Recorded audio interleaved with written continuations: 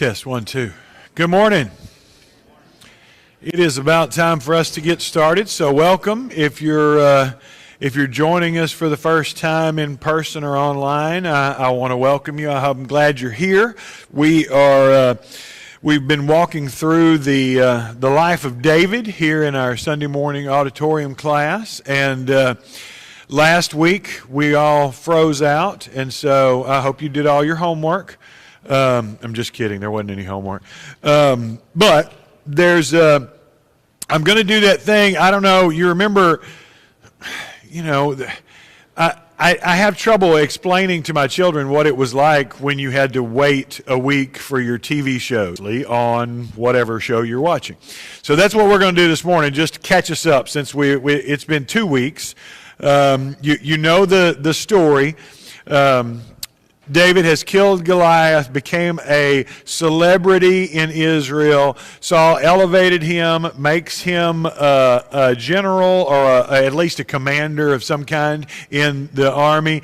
Eventually his son-in-law, and David is celebrated and a hero, and that makes Saul jealous. Saul then tries to kill him multiple times. David has to run away.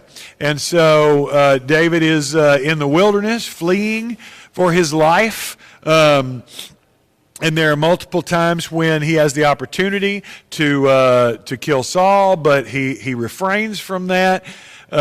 He has finally ran to the point that he has gone to live with the Philistines because he says that's the only place Saul won't look for me. And so he is kind of acting as a double agent.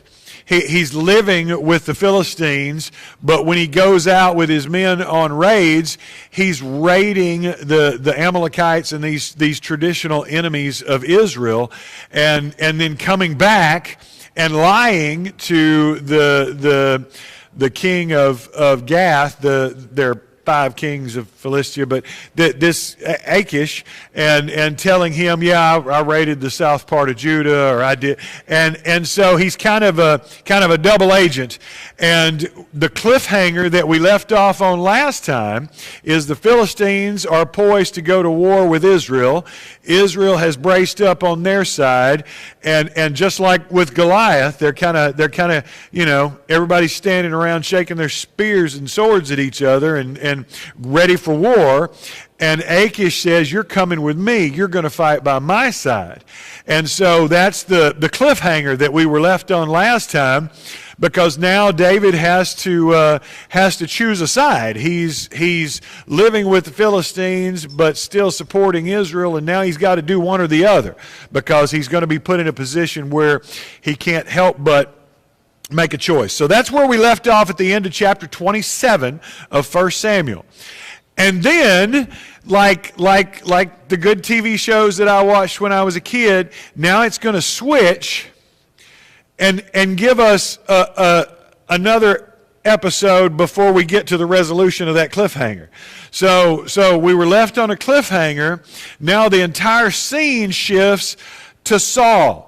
And chapter 28, if you've been around the Bible study and those things for any length of time, is the story of the witch or the medium at Endor. That's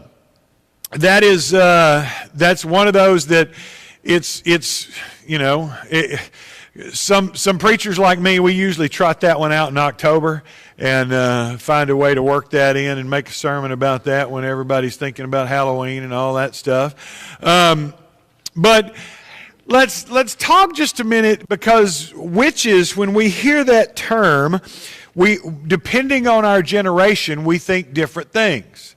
The younger generation thinks nowadays of Elphaba from Wicked. That's when you say witch, that's where a lot of them go now.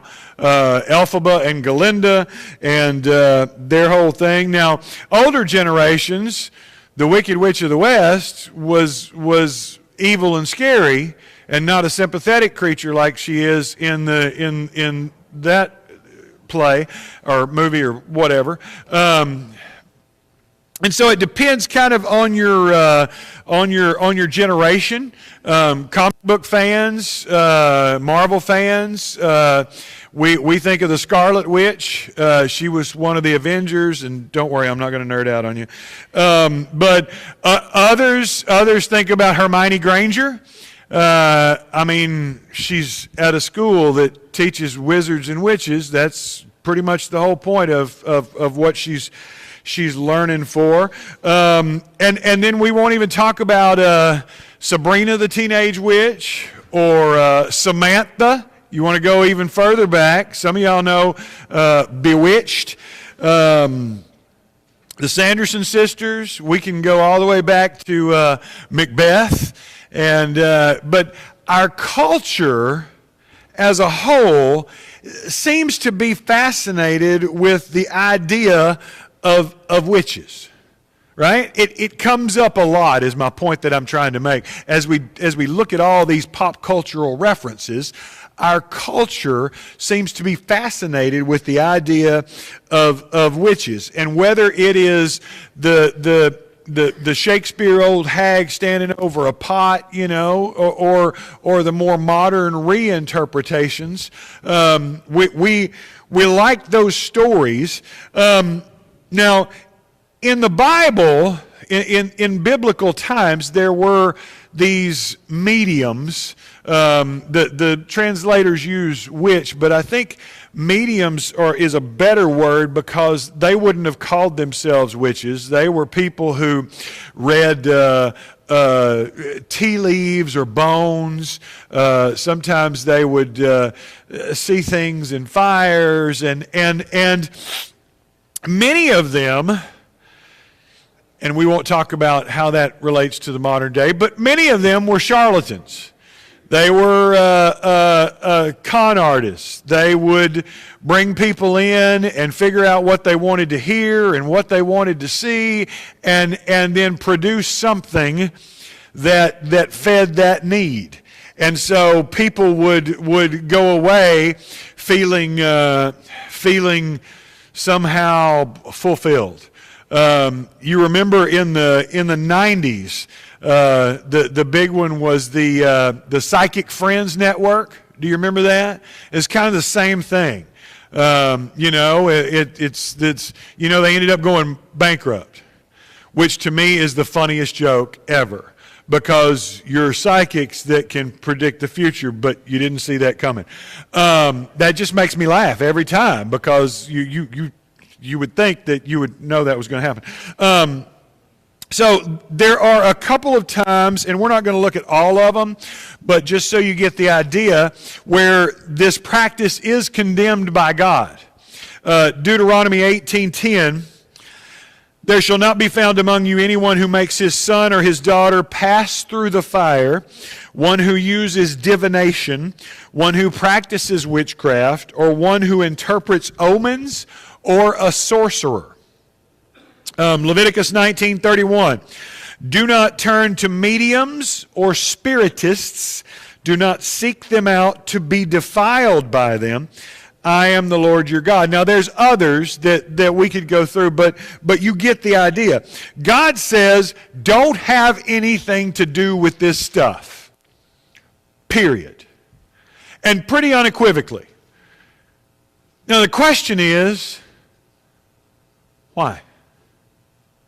Because we like to convince ourselves that it's not real, there's not really anything happening, so, you know, it's not a big deal. But if God says don't have anything to do with it,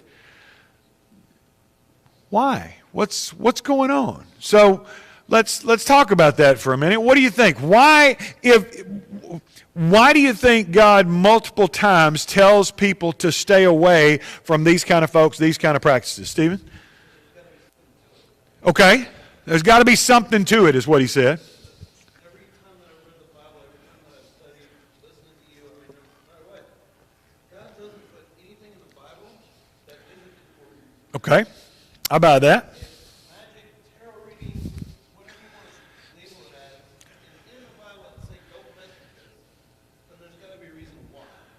Otherwise, he would have never said it. He wouldn't have cared about that. Stephen says God doesn't put things in the Bible by accident. And so if he said don't mess with it, then maybe we should not mess with it. Jason? I think the thing that Steve is thinking of is evil. Okay. Because a lot of it is evil.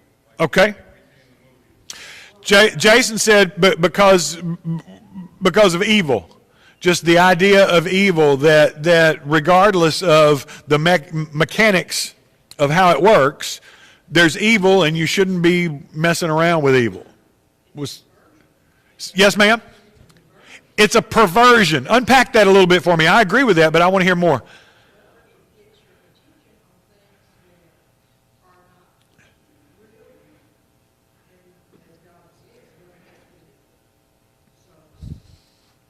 Absolutely. It's distracting your attention away from where it should be. It's a perversion. And I totally agree with that, Ms. Norman.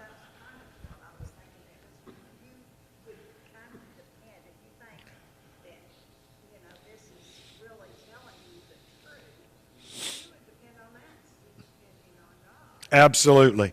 That you come to depend on these things. And, I heard a preacher tell a story one time, and I don't remember who it is, so I can't give him credit, but it's not me, so I'll do the best I can. But he was talking to his neighbor, and his neighbor was telling him about his sister, cousin, friend, somebody who was so dependent on those psychic friends networks.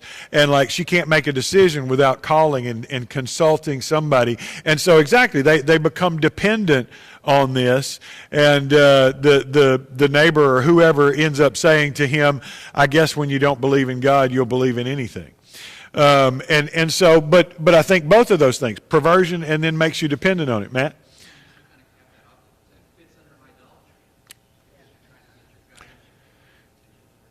It fits under idolatry, because whether you are consciously worshiping whatever's going on here, or, most of their readings are all about me, right? And so it's very, very me-centered. What's going to be my future? What's going to be happening to me? And so I'm raising myself up to that position of idolatry. Robin? Putting faith in something other than God. Absolutely. That I'm trusting and believing in things other than what I should be. Is your hand up, Courtney? Okay. I couldn't tell if you were just like saying good morning, or I'm just playing. I think we are so, we want to be able to see something, and when we can see that person who might be right, then we're going to more believe. We want to be able to see something, is what she said. And when we see this individual, even through their hocus pocus and whatever rituals, it makes us feel more comfortable because it's more tangible. Is that fair? Jason? I was just going to say, along with what Courtney was saying, way back in the day, I don't know if y'all have seen some of those really old movies, but they used to call those people seers. Yeah. And they would tell you that they could see certain things, see into the future, see into heaven, and that's why they call them seers. They were called seers because they could see things, and generally they could see things that you couldn't. Right. And we won't talk about that, but Mary.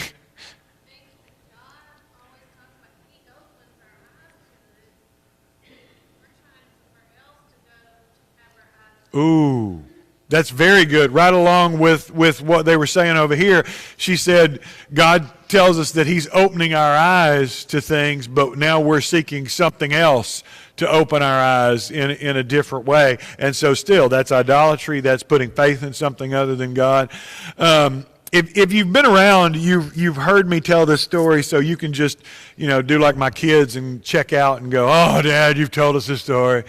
But during my years of insanity before I knew what I wanted to be when I grew up, I was at one point a manager of a little office in Waco, and we had a Halloween party because we had to work on Halloween, and so after hours we closed the place down and brought in food and stuff, and everybody's having a good time. One of the employees brought in a Ouija board. Now, I'm an old East Texas Christian boy. I don't play with that stuff. I don't want no part of it. But I'm trying to be cool, you know. I'm trying to be cool. So I just kind of sit over to the side. And so I'm scared enough that I'm sitting by the door. Because, you know, I want to be the first one out. I ain't fighting no demon for none of y'all. And so I'm just kind of sitting by the door, just kind of watching the festivities. Well, you know how it goes. You've seen the movies. They do their little thing, and I think it's all, you know, somebody playing. And they're doing their little thing. Well, then this thing starts spelling out things and giving answers, and it starts getting scary, you know, because like they're moving this thing really fast, and I know these people. Ain't none of them that coordinated, you know. And there's no way that, and so something's going on. Well, I'm scared, okay? But I'm too macho to admit I'm scared. So I'm just kind of sitting by the door, and I'm alternating between the 23rd Psalm and the Lord's Prayer. That's what I'm muttering under my breath. Lord's my shepherd, make me lie down and go. I'm just, you know, I'm not trying to make a spectacle of it.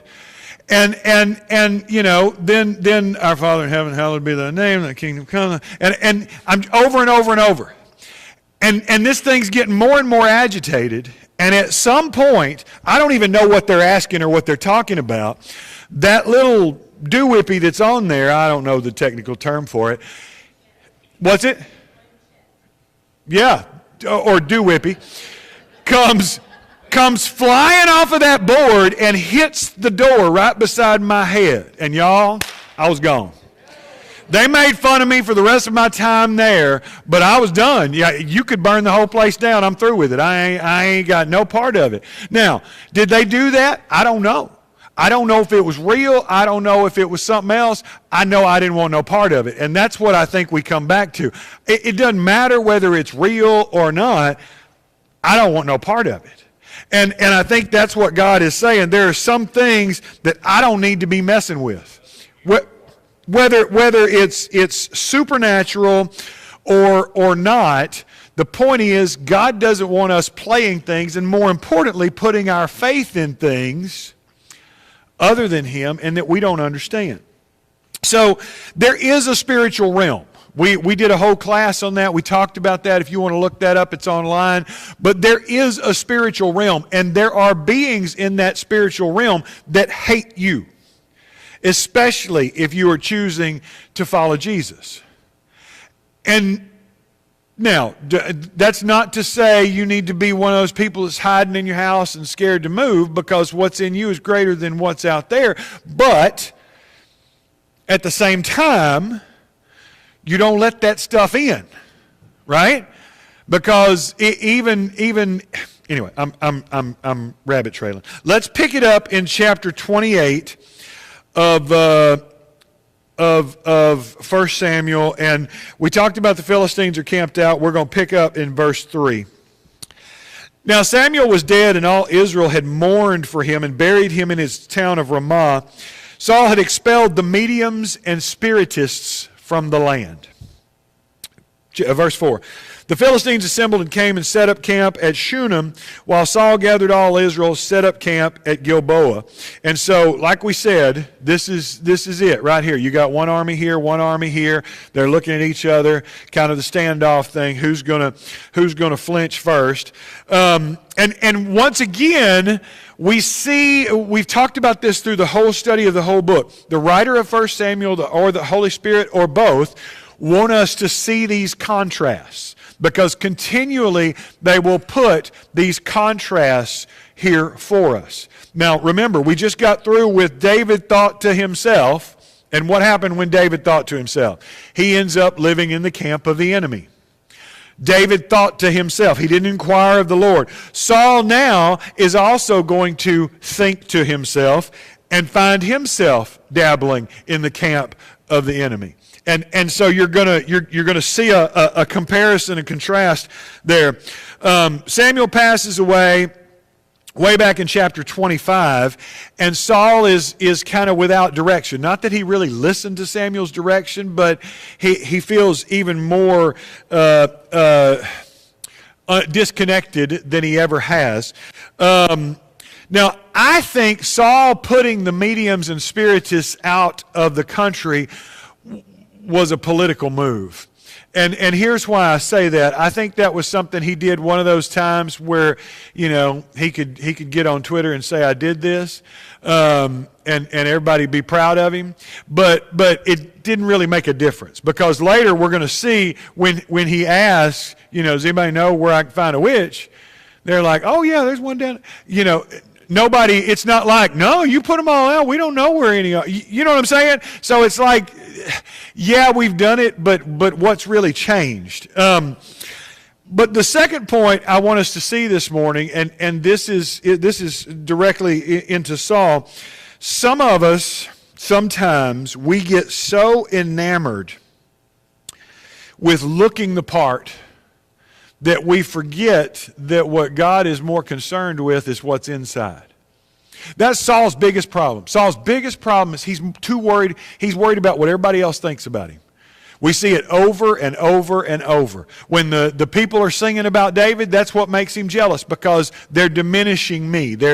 And that paranoia, nobody likes me, everybody hates me, turns into this murderous rage and jealousy that takes him down this path. And as we open chapter 28, we kind of get this picture of Saul looking royal, right? I mean, remember, there's not really a palace at this point. David's the one who's going to build the palace, so there's not really a palace. Saul is at his home, but it's still, he's still surrounded with the trappings of kingship, if you will. And so he's looking kingly.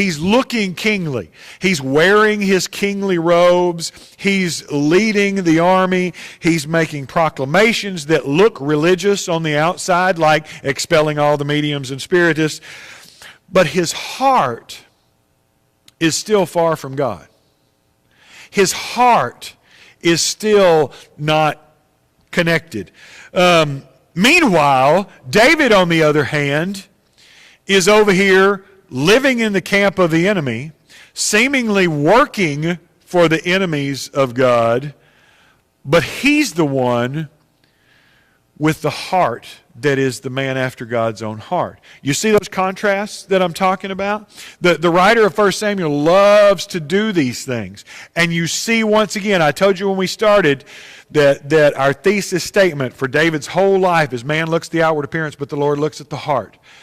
And that's what we see happening here. Saul looks like he's got it all together, but his heart is nowhere near connected to God. David looks a mess, but he's the one whose heart is actually connected to God. That's why these contrasts are so important for us to grasp. I think that's what God wants us to see, is that it's less about the outer trappings. It's less about the what we look like than it is about, and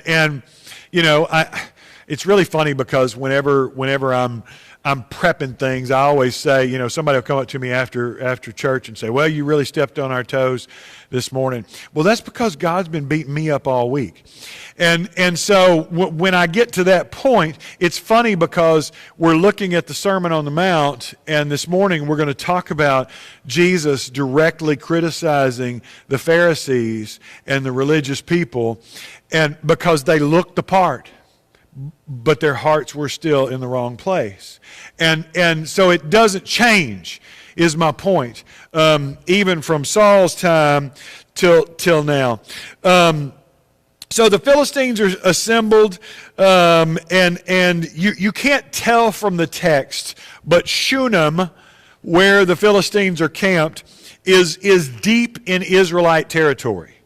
It's further north than up until this time the Philistines have ever incurred into Israelite territory. And so you're looking at that and you go, why? How did they get so far? Why has nobody stopped them? Why has nobody bowed up to them before now? Because Saul's been distracted. That's Saul's job.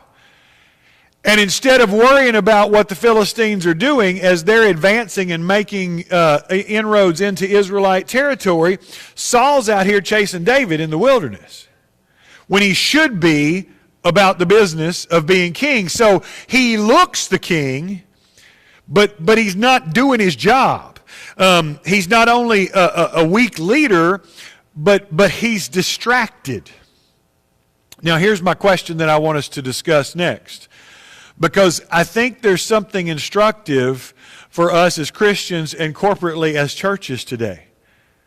Because a lot of times we get so distracted chasing some little something that we miss the mission God's put in front of us.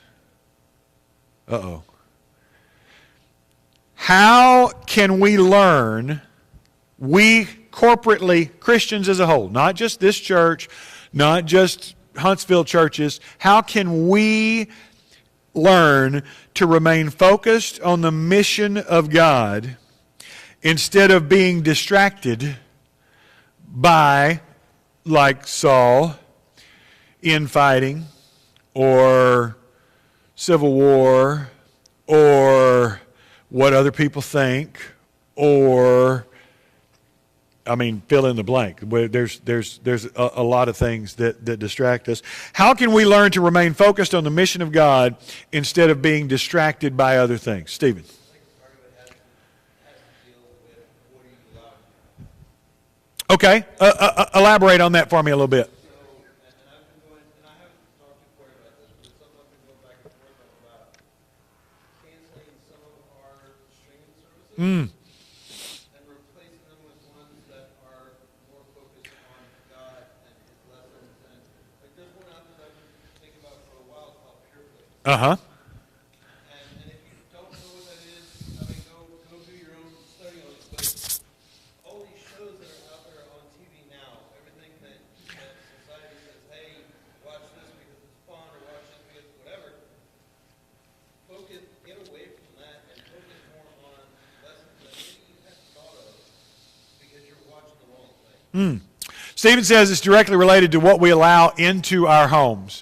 And he's referencing media, specifically like television, movies, that kind of stuff. But I think that would apply to a large variety of things. But sometimes it's about what we allow into our home. Matt? Seeking the things above. It can sound cliche, but really, think about Saul. Chapter 16 of 1 Samuel, it says that the Spirit departed him. Uh-huh. He was for a place where the distressing spirit. We're seeing these actions play out. Increasingly, there's more bad decisions, and it's like this seal of his fate. And I think it's 2 Thessalonians chapter 2, it talks about the lawless one. People who fall into believing that, and God gives them over to a deluding influence in the first place.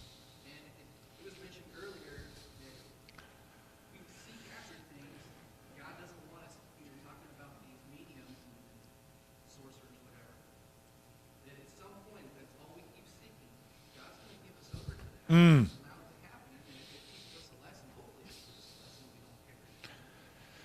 But if we replace that seeking the stuff on earth with seeking the things above, we can avoid the situations like Saul got himself. It's a good point.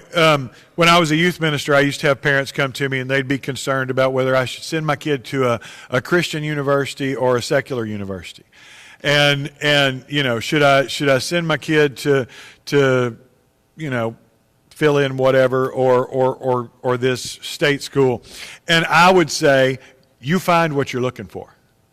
If you're looking for a party, you're going to find a party at ACU. If you're looking for a Bible study, you're going to find a Bible study at Sam Houston. You're going to find what you're looking for. And I think Matt's making that point even bigger in our lives, that if I'm seeking the things of God, then I'm going to find the things of God. However, if I'm seeking other things, God's going to let me. He's not going to drag me. I buy that.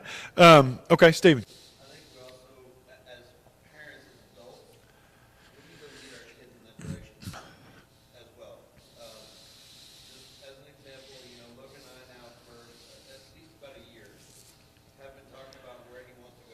Uh-huh. Now, I realize he's a couple years from that. But Right. But these are things he's already thinking about too. And one of the conversations we had was that when he goes off to college, no matter where it is, he's responsible for finding a church of his own. And he goes, wait, what? And I said, son, you cannot, your faith right now, as grounded as it is, as strong as it is still more my faith than it is yours. And you're not going to understand that until you go off to college and you realize that I'm not going to church because my parents are telling me to go to church. Now I have to have the discipline to go to church myself. It's a good point. And he goes, wait, oh man, I gotta find, no matter where I go, I gotta find a church to worship at. I said, yeah, because I can't do that for you. Right. You're gonna be, and right now, one of the schools people are gonna go to the most is out in Florida. Yeah. And I don't like that. But you just said he's gotta go do what he wants to do. And so his daughter goes, wait, mom and dad aren't gonna be there for the church every Sunday. I've gotta, Right. what do I do now? Yeah. And so Stephen's saying that as parents, we need to be directing our kids to being able to make those decisions and follow through on those things on their own, even when I'm not there to direct that. Huh? Okay.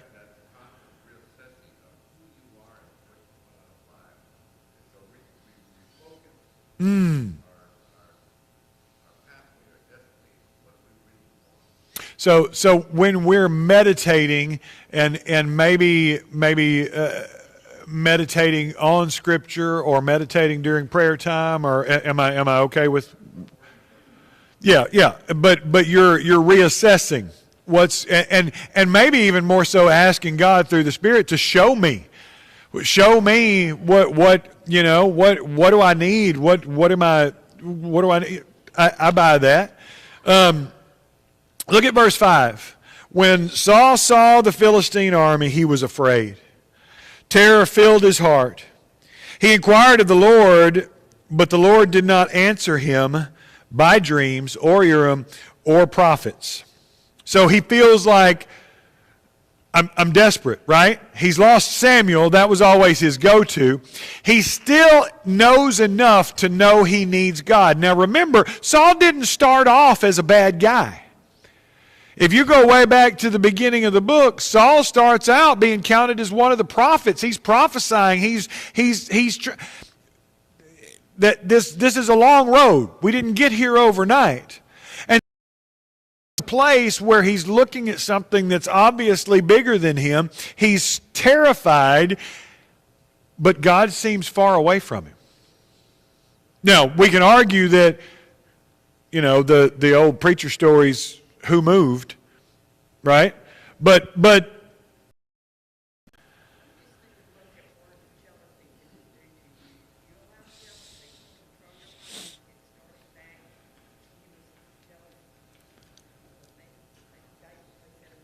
right.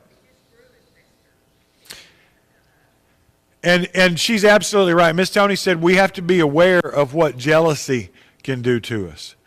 Jealousy and envy, I would even add to that, because Saul's journey to this place started way back when they were singing songs about David, and it made him feel some kind of way. And he got all hurt.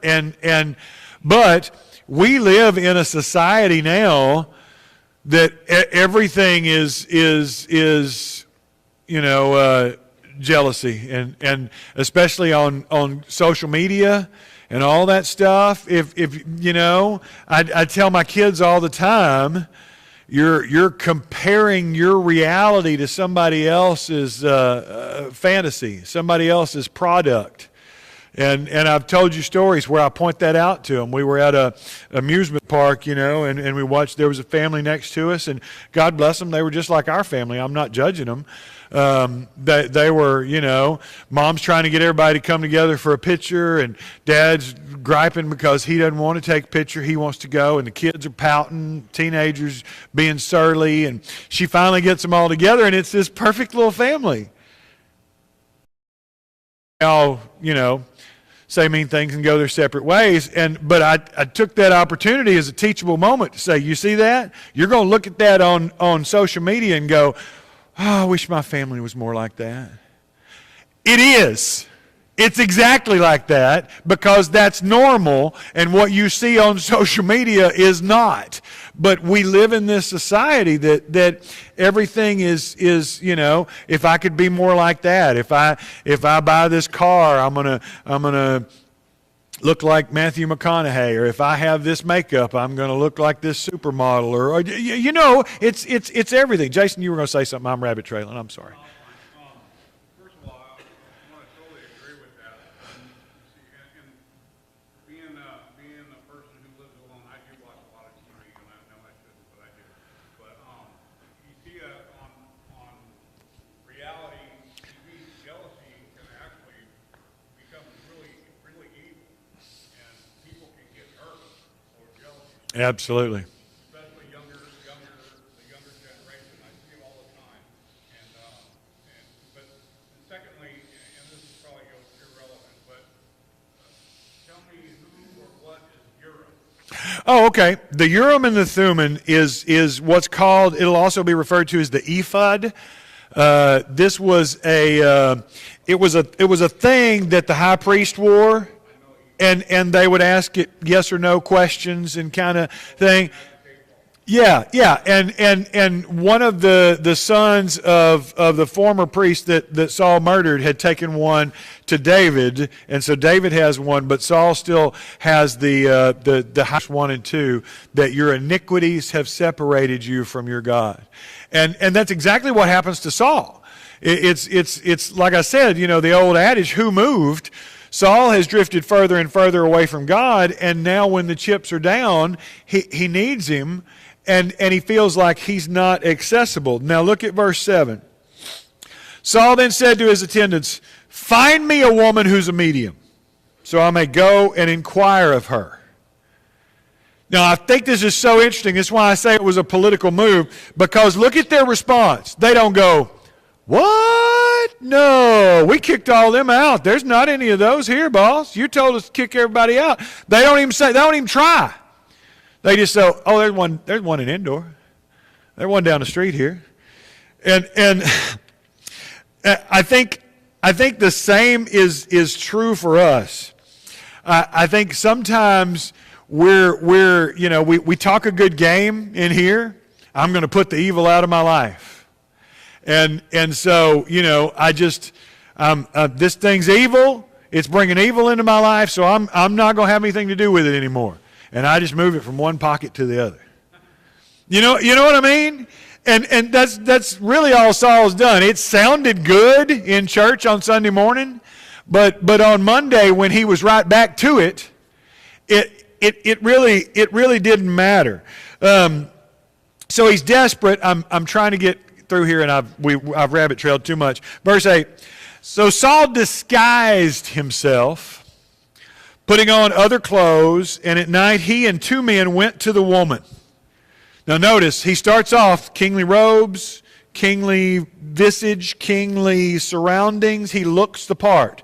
Now he's going to take all that off because he's going somewhere he shouldn't go. "Consult a spirit for me," he said, "and bring up for me the one I name." Now this woman, she's something. Because look at her response. Verse 9. The woman said to him, "Surely you know what Saul has done. He's cut off the mediums and spiritists from the land. Why are you setting a trap for my life to bring about my death?" She ain't playing this game. I don't think she knows who he is yet. But she says, "Are you wearing a wire? Is this some kind of trap? I ain't falling for that. Saul kicked all the mediums out, so what makes you think I can do that? I don't know what you're talking about, stranger." Verse 10, Saul swore to her by the Lord, "As surely as the Lord lives, you will not be punished for this." And isn't it interesting? Saul incurring the name of the Lord to validate his testimony to this woman while he is deliberately doing something that is against the word of the Lord. That'll preach right there. That's a whole sermon because we do the same thing. But we're not going to go down that rabbit trail because we got to finish this. Verse 11. The woman asked, who shall I bring up for you? Bring up Samuel, he said. Now, I think this happened all the time. Okay? I think this woman, that's how she made her living. And so somebody would come to you and she wants you to be happy, and then I'd give her money. Right? I think, now this is just Jeff's opinion. I don't know. But based on what happens next, I don't think she'd ever seen a spirit at all. All right? I think that because these people were called murmurers. That's the literal translation of the word that's translated medium. Because they would sound more authentic. And so that's kind of, I don't think she'd ever seen anything because, look at verse 12. You are Saul. I don't think this woman's ever seen a spirit in her life. I think she was doing her thing, running her con, making her money, and for the first time, she did her little chant, and something appeared. And when it appeared, it scared her to death. And somehow gave her some clarity because she suddenly knows who he is. Verse 13, the king said to her, don't be afraid. What do you see? The woman said, I see a ghostly figure coming up out of the earth. That's a horrible translation. What she says is, I see something like a god coming out of the earth. Because that word Elohim is what they used for gods and spirits and anything spiritual they didn't understand. So when she sees that coming up, she's like, I see something that I ain't never seen before, and I don't know what it is, and it's coming up out of the earth. And verse 14, what does he look like, he asked. An old man wearing a robe. That's actually wearing a mantle. They don't put that in there because when we hear mantle, we think of fireplace. But remember when Samuel was telling Saul, God had removed himself from him. Do you remember that scene? And Samuel turns and Saul grabs at his robe, mantle. It's the same word. So that means something to Saul, right? And it tears off, and Samuel says the same way, Lord's torn the kingdom out of your hands and given it to someone. Saul knew it was Samuel, and he bowed down and prostrated himself with his face to the ground. Verse 15, Samuel said to Saul, why have you disturbed me by bringing me up? I'm in great distress, Saul said. The Philistines are fighting against me, and God has departed from me. He no longer answers me, either by prophets or by dreams, so I've called on you to tell me what to do. Samuel said, why do you consult me now that the Lord has departed from you and become your enemy? The Lord has done what he predicted through me. The Lord has torn the kingdom out of your hands and given it to one of your neighbors, to David. Because you did not obey the Lord or carry out his fierce wrath against the Amalekites, the Lord has done this to you today. The Lord will deliver both you and Israel, or both Israel and you, into the hands of the Philistines, and tomorrow you and your sons will be with me. The Lord will also give the army of Israel into the hands of the Philistines. Why do you consult me now? You wouldn't listen to what I told you when I was alive. Now you're going to call me up and want me to tell you what to do because you're in over your head, and this is your own fault. You made this mess. The couple of points that I want us to see. In chapter 10, Saul is prophesying. Saul is filled with the Spirit of the Lord. He started strong. But somewhere along the way, he got off in the weeds. And I think for us, one of the things we need to hear is that it is just as important that I end well.